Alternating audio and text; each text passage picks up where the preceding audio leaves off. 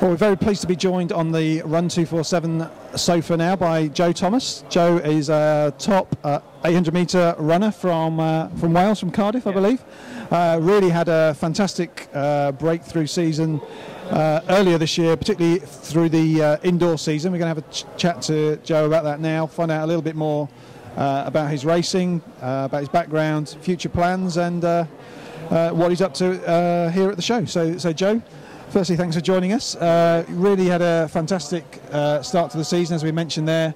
We're seeing you regularly on the TV. Couldn't miss you. You had the hair, the piercings, few different colours and whatnot. But really, it was a fantastic year for you in the indoor season. So let's just talk through that first, and just from your perspective, how important that was for your career. Yeah, it was really exciting, the indoor season. It started off as a bit of a, shall we do the indoors, shan't we do the indoors? I ended up deciding to do the Welsh Champs and just seeing what I could do. So I front run the heat of the championships, ended up running I think it was a 1:47, got the standard for the world indoors first go. So then we thought, all right, we can really crack on with this indoor season now. It's a good chance to get exposure and stuff like that. Yeah. And basically raced most weeks leading up to the championships, getting quicker and quicker every time. Won the Glasgow International, which was massive for my profile. Done well in the Birmingham Grand Prix, running faster again. Won the British Champs in track record, breaking my track record from the year before.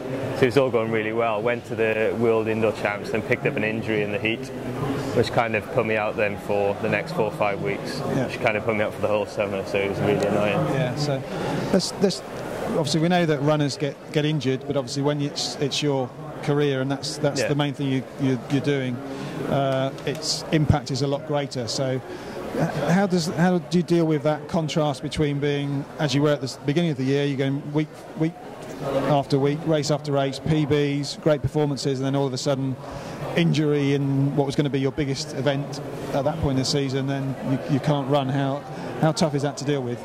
Yeah, obviously it's massively frustrating, especially when it's directly happening there and then. You're thinking, oh no, what a bad timing. With the Olympics as well being so close and how fast I was running indoors, I was fairly nailed on to running the qualifying time and really put myself out there. But on reflection, the indoor season done great things for me, picked up some really cool sponsors, got a bit of exposure, so I can't be too bitter about it, and I'm fit and healthy again now. And hopefully I can run even better this indoor season with the World Champs coming up in the summer. So, at the time it's really difficult, but I think the fact that I'd run so well leading into the injury really motivated me that I had what it took. I wasn't injured and thinking, oh, can I really take it to the next level? I do really believe I can.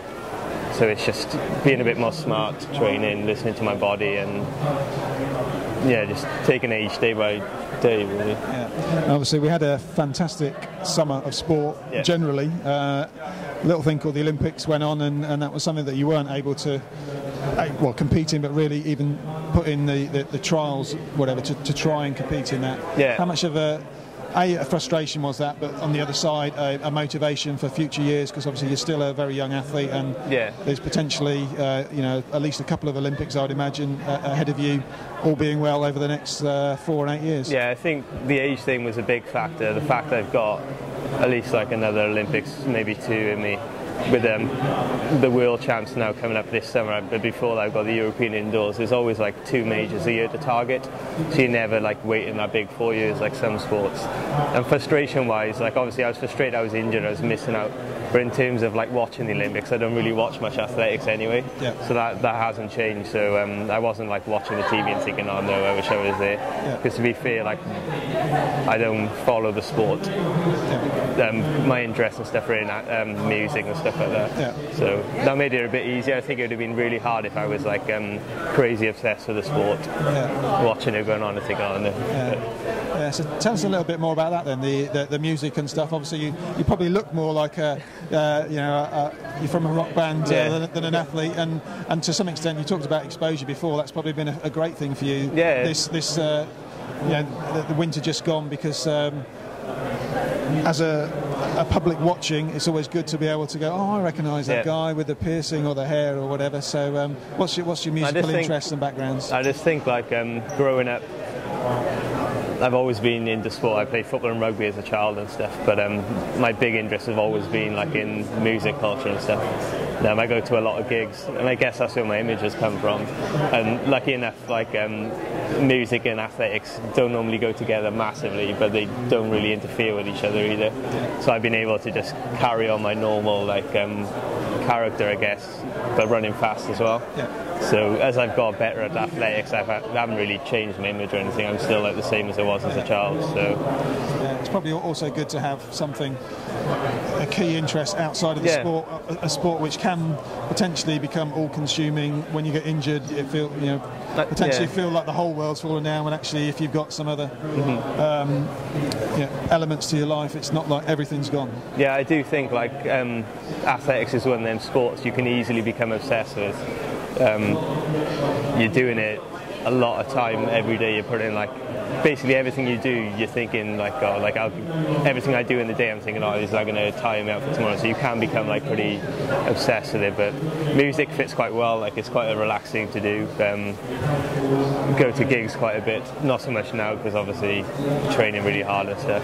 But no, I think it's really helped. And like my main thing for getting me ready for a race is music. Like I think if music got taken away from me, I'd really struggle to get fired up for races. And then it's the same when every day I run to music.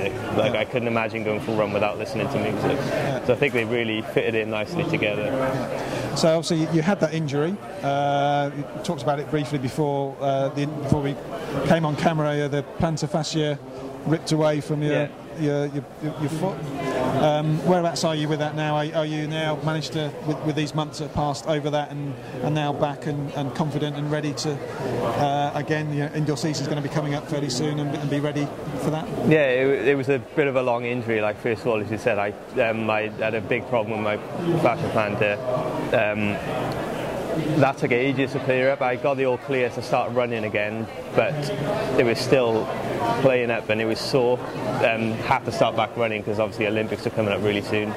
Changed my running style really, really subtly, but I still picked up a stress fracture. So obviously I was in the boot then for 4 or 5 weeks. But I had like a few niggly problems the last couple of years. I had a bit of a bad back, a bit of a bad ankle. Never enough to stop me running, but very time consuming to fix. So it was one of the things you kind of brush to the side, it's not really affecting you. But the time I had in the boot, I've actually been able to address that and put it all right. So I'm a lot healthier body wise than I was last year. So kind of a clean slate. But you don't get the chance, like it's so intense athletics. If you're doing an indoor and outdoor season, you don't have them cool off periods where you can put little things right. So yeah, I'm pretty excited for the indoor season. I've been running pretty much now back to normal 2 months, maybe a bit more, so in a good place. Good. Well, one of the other questions I wanted to ask you, I know a lot of our readers on our site will be road runners or cross-country runners and used to distance, but obviously 800 metre running maybe not so familiar to us. Just give us an insight into the training involved with an 800 metre running, because obviously when we watch we just see that half mile flat out on tartan, but I suspect there's a lot of miles, a lot of speed, a lot of different things that go into making up an 800 metre runner. So just give us a brief overview of what's involved. As a child, I started out with cross country. That's where I started. The distance was massive because we're talking like under 13s, under 15s. But around by me, there's a Gwent League, and that's basically where I started running. And I think the 1 year I won all 5 of them. I'm not sure what age group it was, under 13s, under 15s. But then I discovered I had a change of pace that was quite lethal, so I took it to the track. Quite a late developer, so it took me an awful long time to get my strength up and stuff like that. But my week kind of consists of, it's still quite heavy mileage, what I consider heavy mileage anyway.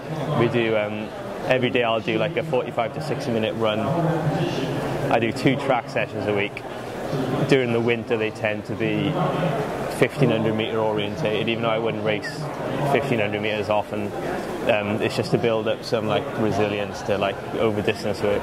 And then the 800 metre sessions tend to be, we normally run to a K and we aim to run 143, 144 pace for a K, so you can split it 600, a bit of a rest 400, 300, 300, 200. It tends to follow that pattern. And then we do I have 2 soft tissue sessions a week, 2 2 physio sessions a week and 2 S&C sessions a week.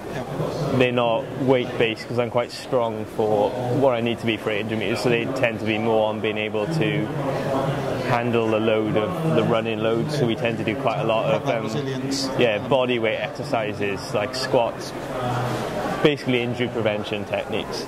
Because we've stayed away from weights because I react quite well to weights, but I also tend to put on a bit too much excess muscle that I don't really need, so we've changed that quite recently.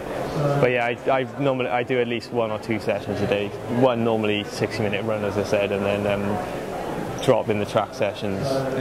Stuff, so. Cool. Well, thanks for that insight. And well, firstly, great results beginning of this year. Hope we're going to see the same again in 2013, and then hopefully be able to transition that into the outdoor season, where I'm sure we'll be watching you at the. We've got the World Champs coming up next year, so I'm sure that'll be a big goal. So, Joe Thomas, thanks for joining us. Thank you. Thanks.